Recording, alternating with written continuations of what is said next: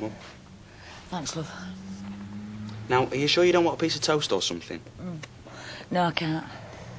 You can't go to court on an empty stomach, Mum. Honestly, I can't. I feel sick. If I feel bad, God knows how your dad feels having to get ready on his own. He'll be all right. Anyway, he won't be on his own, will he? No, that's right. And as soon as he walks into court, he'll be able to see us. I know. And it means everything to him, having us all there together.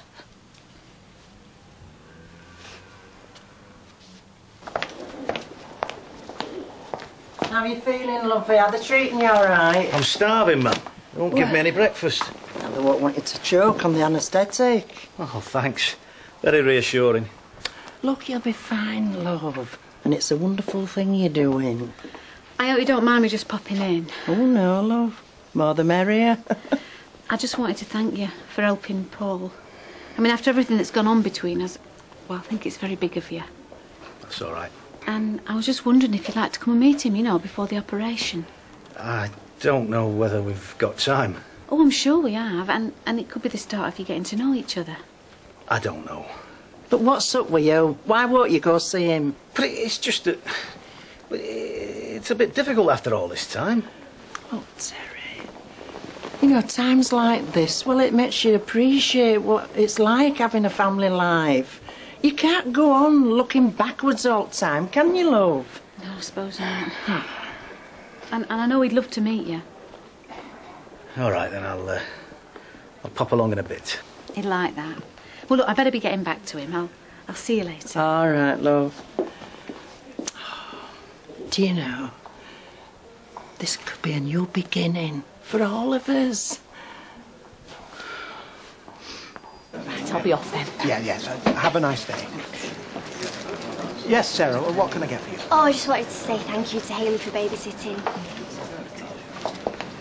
And now, well, I just also wanted to say thanks for, you know, not saying anything. Yeah, well, normally I would have, but... Well, I just don't want to worry my mum. Oh, I think she'd be more worried if she knew that you were keeping secrets from her. And she's not the only one you're keeping secrets from, is she? Sarah, love, is bound to find out about Bethany sooner or later. Well, I know, but... And I know it's hard, but you shouldn't be afraid of who you are. People will still accept you, and if they don't, well, it's their loss, but sometimes it's better just to face up to things. Yeah, but it's just not that easy, though, is it? No, it's not, but believe me, in the long run, it's the only way. Come on, I'll put you down. So, how did it go with Dev?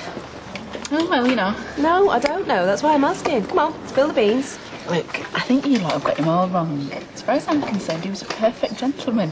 He was charming and polite. I had a really nice time. So you like him then? Yeah. Yeah, I think I do. So go on then, tell me what happened. Was it filing wedding cake? I can do without the pathetic jokes, thank you very much. No, it was as nice as it could have been in the circumstances.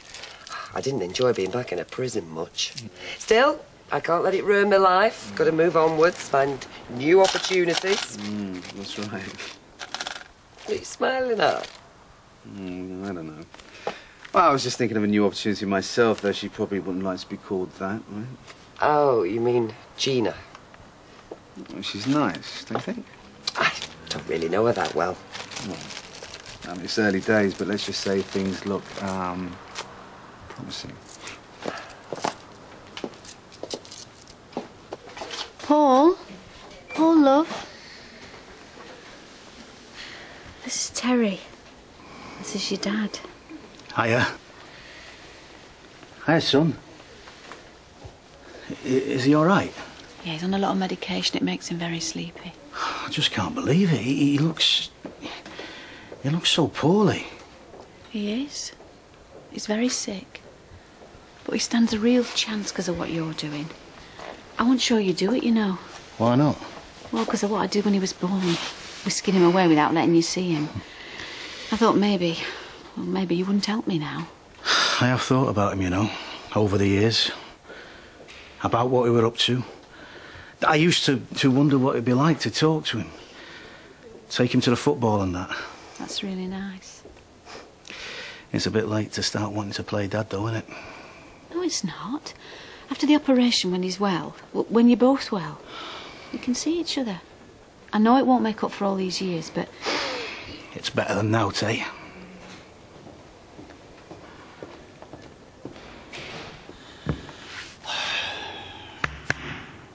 Well, I just hope I can remember what to say, that's all.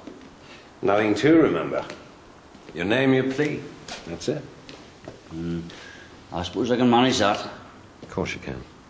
Just relax. Let me do the talking. That's what I'm paid for. You see, that's very easy for you to say, John, isn't it, eh?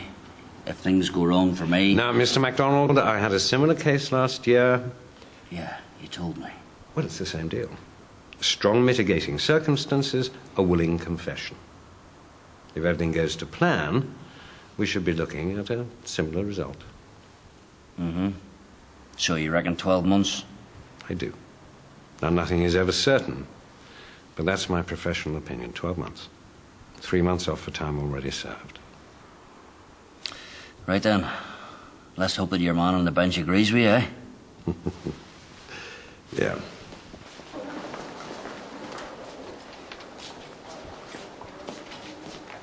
Where have you been? Least time I spend with you, the better. Where's your mother? She's gone for a cup of tea. No doubt to tell some other poor fool what a wonderful son she's got. Listen, Dad, let's not pretend with each other, eh? You don't trust me and I don't trust you. So let's keep things simple. I want 25 grand in my account right now. Why now? Money up front's my only guarantee. Where's my guarantee? Right then, I'll see you around then, Dad. Give me love to me, man, won't you? What are you doing? I'm sorry, but no money, no kidney. Right. I'll get you the money. Good. I knew you'd see sense. There's my account number. There's a branch in the precinct. But you better get a move on, because the banks are dead busy at lunchtime. And I want you back here with a stamped receipt. Oh, someone's looking smart. Oh, what is it? Somebody's funeral? Oh, I hope not. I've been asked to give a character reference for Jim. He's in court today. Oh, yeah, that's right. Poor Jim. He must be dead scared. Yes. I thought I might go along myself. Might be worth watching. It's a court, not flaming cinema. I know.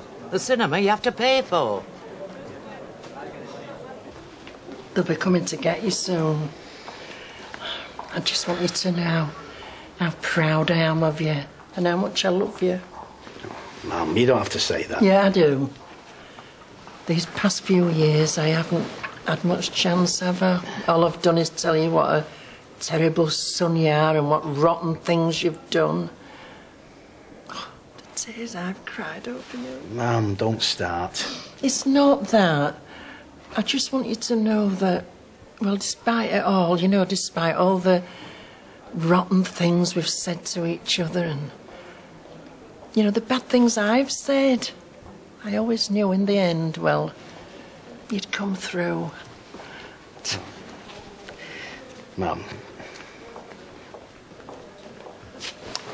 Where the hell have you been? I had a bit of business on. Oh, for goodness sake. Look, stay with our Terry, keep him company, and I'll go see Paul, wish him luck. Because there ain't much time now. But remember what I said? I'm proud of you.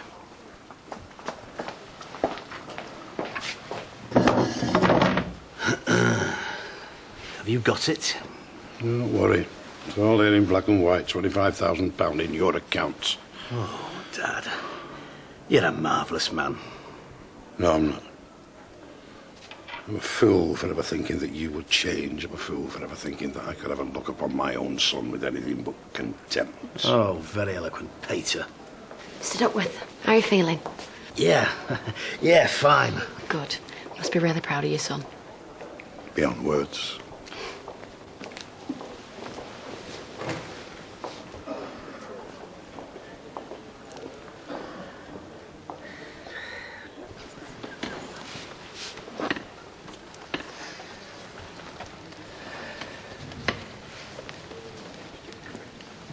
That's the thing, you see. You've got to get in early to get the good seats. What about you? Do you know anybody here? I'm not here to make friends. I'm here to see justice done. Oh, aren't we all? But by all accounts, this Quigley was no angel. Just another one of those druggies, apparently. No, he wasn't. Gerald was my boy, my son. And that MacDonald killed him. You're right. I'll just be glad when this is over.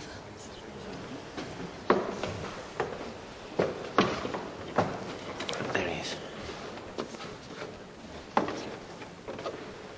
Oh, my God. Are you James MacDonald? Yes. The particulars of the offence are that you, James MacDonald, on the 9th day of September 2000, did unlawfully kill Gerald Francis Quigley. How do you plead?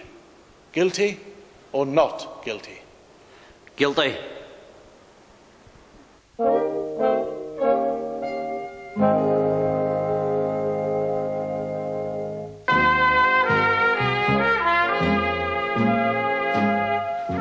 He's not said up to me, but I can see it in his eyes. He's dead nervous.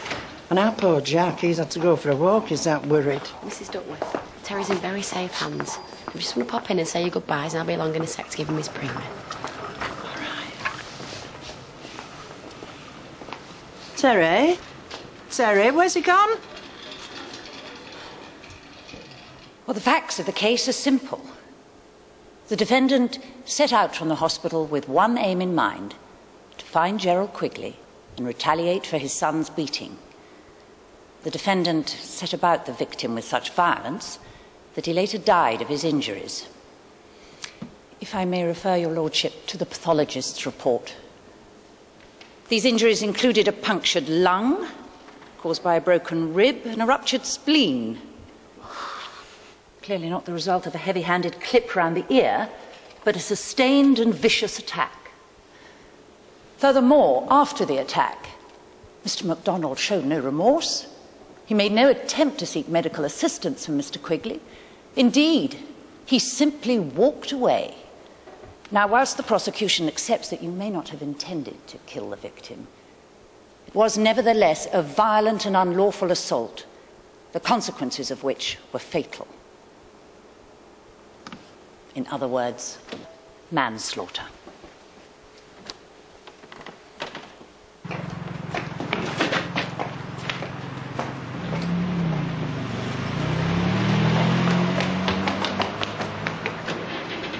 Terry!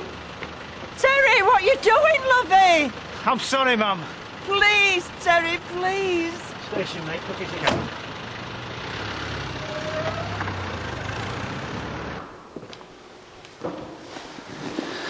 Blimey, I won't want to do that again. I couldn't stop my hands from shaking. You did all right. You said some nice stuff. Yeah, just hope it helps. Yes, Mr. Harrod. Thank you, my lord. My lord, it is out of the question that my client is a cold-blooded killer. If that were the case, we'd be proceeding with a charge of murder. Now, whilst no one would condone the defendant's behaviour, it is impossible to ignore that he acted in this way as a father. One can only imagine the emotional turmoil that Jim MacDonald felt when he saw his son lying in that hospital bed.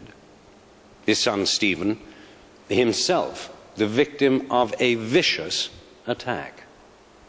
Beaten, bleeding, broken. Gerald Quigley's death marked a tragic end to an already gruesome series of events. My lord, it is evident that the defendant showed the deepest remorse for his actions. Indeed, going openly and willingly to the police to give himself up. For these reasons, I would ask the court for the utmost leniency, because whatever sentence it imposes on Jim MacDonald pales in comparison to the shame and the remorse he has inflicted upon himself.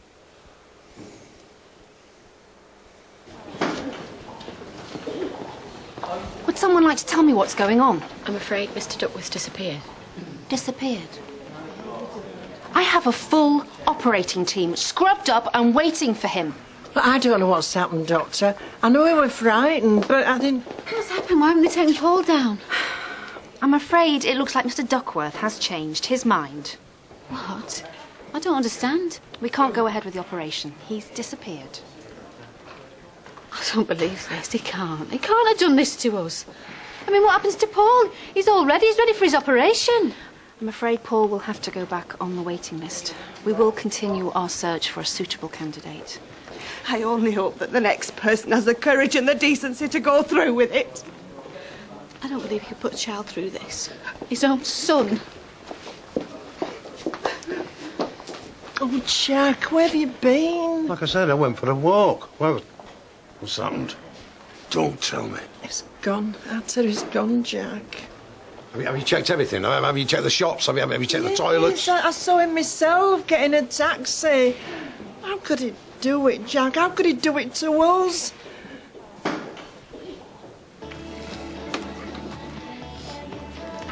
I had a really nice time last night. Yeah, so did I. Yeah, so I was wondering, what do you fancy doing it again this weekend? I don't know, really. Fancy doing something a bit more active. Really? And what did you have in mind? Game of squash, best of 3.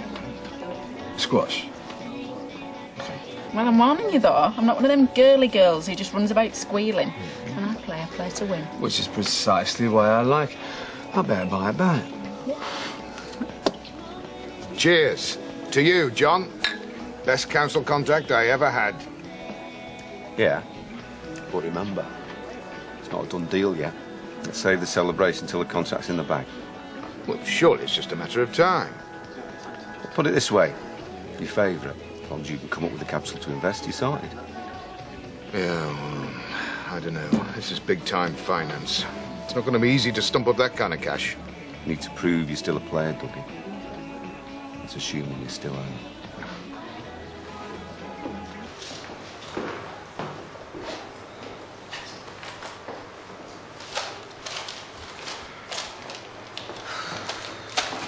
If it's change you're after, not from you. Look, I know this is a bit strange, but I just want you to know that I understand what you're going through. I mean, at the end of the day, we've both lost our sons to drugs. No, I didn't. I lost my son because he was persecuted. Persecuted by people who didn't give him a chance. So I hope you can live with yourself. I'm sorry. So you should be. Because without people like you, my son would still be alive. Do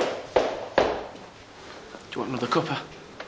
No thanks, I'm jittery enough as it is. You've just got to try and relax. There's nothing you can do. How long's it going to take? The judge has been out an hour already. Mum, that's probably a good thing.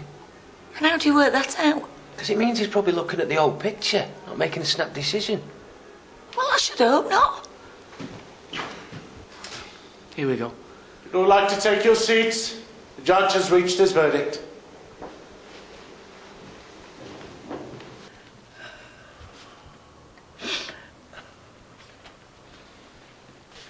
Come on, Faith, this is doing you no good, look. I can't help it, Jack. I keep thinking about what our Terry did. I'm trying to work out what he were thinking, but Happily were too frightened to go through with it. It could be that, couldn't it? Happily, I've never had no intention of going through with it in the first place. No, I don't believe that. I mean, why else would he come back? Tell me that. For the money, V. That's why he came back, for the money. What money? I paid him. I gave him 25 grand. What are you talking about? I didn't tell you, but I did find out Terry that first day, and I told him all about Paul and how ill he was. And he didn't want to know. No, that's not true. Yes, it's true. The only way I could make him consider giving that little lad his kidney was by offering him money. Oh, Jack, how could you? Look, I'm sorry, love, but I didn't know what to do. I didn't want you to even consider being a donor. And I know I was a fool to trust our Terry, but there you are. I feel so stupid. I feel stupid, Jack. I believed him when he said he cared. I believed him. I thought for once in his life he's going to do something right. Jack, I feel so stupid. You're not stupid, love. You're the lad's mother. Yeah. And what mother wants to admit that her son's a monster? Because that's what it is. Jack is a monster. The defence put forward a most convincing and indeed emotive argument regarding the circumstances surrounding this unfortunate crime, Mr. MacDonald. Your willing confession to the police has been duly noted. However, the fact remains, you took a young man's life, and for that, there can be no excuse. Whatever the mitigating circumstances, or your apparent remorse, manslaughter is a most serious crime, and I have no option but to sentence accordingly. What are you saying? Mum, it's all right. Just sit down. Liz, it's all right. By your violent assault on Gerald Quigley, you are guilty of taking the law into your own hands. And in a civilized society, this type of vigilantism can simply not be tolerated. James MacDonald, the sentence of the court is that you will go to prison for 8 years. No. No, you can't. 8 years? He should get life for what he's done. He killed my son. You can't. I don't believe this. 8 years. Silence! Take the prisoner down. No, please. No, no, no!